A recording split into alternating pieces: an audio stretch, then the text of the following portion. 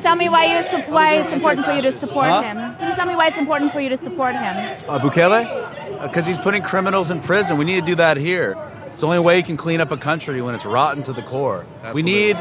I think we learn a lot from our friends in Latin America. I think it's important that we helped them a lot fight communism in the 1960s. So I think it's time for us to learn from them now.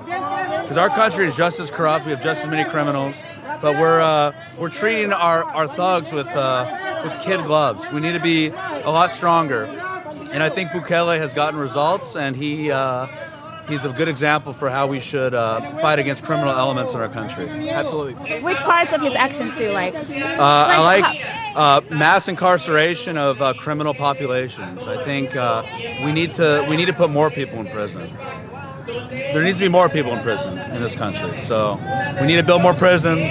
We need to put all the criminals in there, all the gangsters, and we got to clean up this country. A lot of trash people, they're bringing crime. We got an immigration crisis, but we can still learn a lot from these very brave statesmen. Milei, Bukele, and Pinochet. He was a great example. So. From your perspective, literally, I'm nobody. I'm Spartacus. We're just here for Trump. We're just waiting for our president to. I can't resist. I don't know. We're just here to honestly just see what the boomers are up to. It's not as much as we were expecting. I mean, honestly, I got to give it. Maybe there's something to the leftist line that we need immigrants. We need these people from Latin America to do the jobs that Americans won't, because I don't see a lot of American leftists out here protesting. Even the American boomers are just like drinking their martinis in there. The Salvadorans, God bless them, they're bringing the content, they're bringing the drama. So, I think this is like part of the tapestry of our multicultural society. We get to have protesters from South America. We get to have them bringing their inflatable rat. It kind of reminds me of when they had the inflatable Trump baby, a few years ago. So, I don't know. It's I'm loving the diversity. I get to practice my Spanish a little bit. Are you actually out here specifically supporting him, or is it just kind of a coincidence? Well, we just heard there's counter protesters. We thought it was going to be Americans. We were going to, we already ejected all the leftists from CPAC, so we were going to go on a little side quest. But it turns out it's just Salvadorans. So. You ejected leftists? No, we didn't. So, CPAC did. Some people did something, but, I don't know. The leftists, they have less than 1 year. Once January 6, 2025, it's over. So enjoy while it lasts, Vishal. My big fan. We love you, Vishal. Yeah, we love you, Vishal. Hope you're doing well. What do you think about Nikki Haley? About what? Nikki Haley. Nikki Haley, she sucks, man. She's lame. No, but we.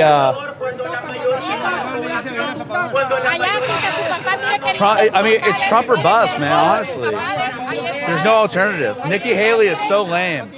And I heard she cheated on her husband while he was deployed. And as a veteran, that is disgusting. I think that should be a felony. If true, that's treason, He's overseas fighting for our country, and she's, allegedly cheating on her husband. That's disgusting. So that is enough to make me not want to vote for her. Plus, she's a woman. I would never vote for a woman for president. But that's a different conversation. Yep. Why not? I think we need some virility. We need a man like Trump. Maybe for vice president. Like I know we have the yin yang of Biden and Kamala. We know Kamala is a very seductive woman. She's been able to kind of worm her way up the ranks of politics. So I think her combined with a strapping young man like Joe Biden, you can kind of see how they play off each other. But for president, I don't know. I think we need a man for that. We need somebody that has the decisiveness and the strength of character and personality to do what has to be done. We got to learn from Bukele. Just put all of the libtards in prison. Honestly, that would be probably ideal. Except for Ford Fisher. He's one of the good ones. mentioned your military service. You got kicked out of the military for involvement in RAM, right? No, that's not true. I was kicked out for not getting the COVID vaccine. I was being investigated for my involvement in the Rise Above movement and Identity Europa, but it was ultimately the COVID vaccine that did me in. So, what do you think of them investigating service members like for involvement in right-wing organizations? Oh well, I think it's government overreach. I think it's unhelpful. I mean, to be honest, my plan was just to be a career Marine. That's all I ever wanted out of life. And I think if the government just kept the door open for people to just serve, like I wouldn't be involved in politics. You know, I had put that behind me. And I was just going to dedicate my life to service in the Corps. But I don't know what their end goal is, kicking all these military men out. What do you think they're going to do when they get out of the military? Obviously, they're going to want brotherhood. They're going to want to still serve their country. So if they wanted to just do the slow boil like they had been, you know, I don't know. I mean, I think leftists need, and especially like Antifa types, they need to realize, yeah, they're kind of creating the problem. You know, Marx said capitalism, you know, it's its own gravedigger, or whatever the hell Marx said. That's kind of what's going on with the left. So all they had to do is just leave us alone, you know? I mean, destroying people's career, obviously it's gonna piss them off. I mean, did that radicalize you further, or like what was the effect on your own politic of being investigated in the military for involvement in RAM? Well, it did feel like a betrayal. You know, it's like to go after men that swore an oath to protect and defend the Constitution and defend this country. Obviously, that's going to sting a little bit, right? I mean, you're willing to take a bullet for the country. You're willing to dedicate your life to the country. But it's just, you know, once you open Pandora's box of politicization of these institutions, which are supposed to be apolitical, you can't close Pandora's box, unfortunately. And that's a big problem with conservatives, is they're not willing to adapt to change, whereas the left is willing to be progressive.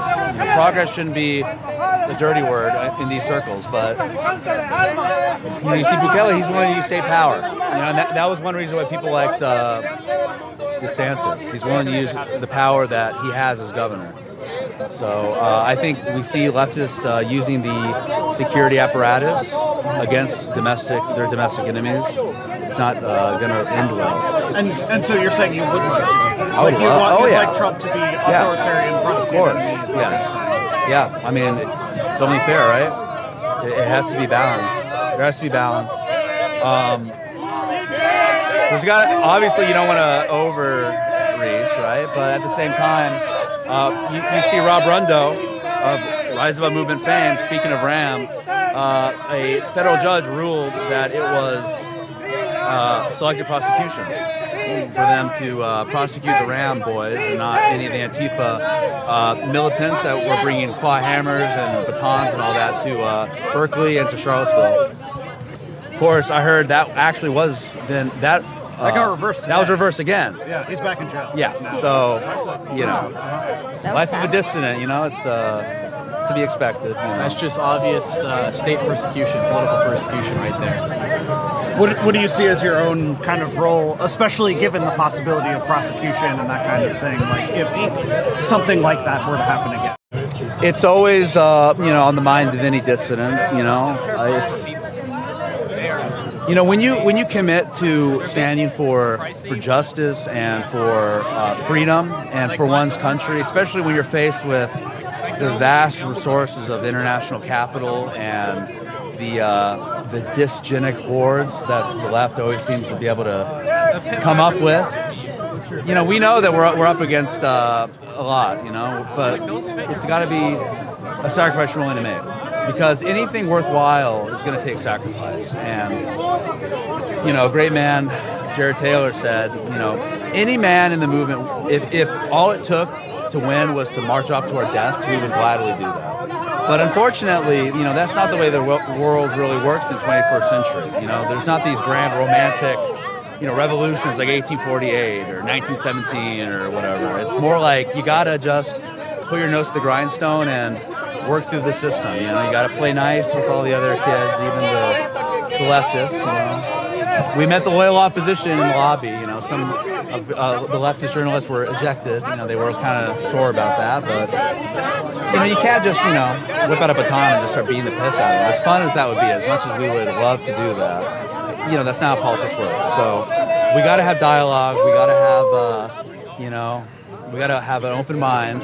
But all we really want at the end of the day is a seat at the table, and that goes back to my original point, which is by kicking people out of the military or the democratic process, naturally it's going to force people to work outside the system. So I'm just saying, if I was, one of these elite people, I would be, opening my arms to dissidents, That would neutralize probably a lot of the anger, but they seem to be not wanting to do that. So. Do conservative events allow or kind of include national, it looks like you got a credential for the event, here. But in general, do you feel like there's a marginalization of nationalist, et cetera, types of voices that it seems like you're representing? No, they need us because all the youth are nationalists. Without us, there would be no young people here. Absolutely. And I'm not gonna say that the people organizing this co-sign anything we're saying, but there are no young men at this event that are not nationalists or being paid to be there. And there's dozens of us here. More on the way, but we are the future of the Republican Party. Conservatism is dying. So, it's us or it's oblivion for them. Because we know demographically, the Democrats just have to run down the clock. So. He spends millions of dollars. I don't know. It's they're kind of just lie against about all that he does. All that he does is lie and spend. I think we're really in uncharted waters, But I was expecting a little more pushback, but I look around and I see friendly faces. I see our guys everywhere. You're not welcome in Maryland. You are not welcome in the United States. And people will learn that Bukele, he made a fraud, and that's the only way that he wants to stay in power, just like dictatorship. Bukele, remember, John Orlando Hernandez, he did the same crimes that you done.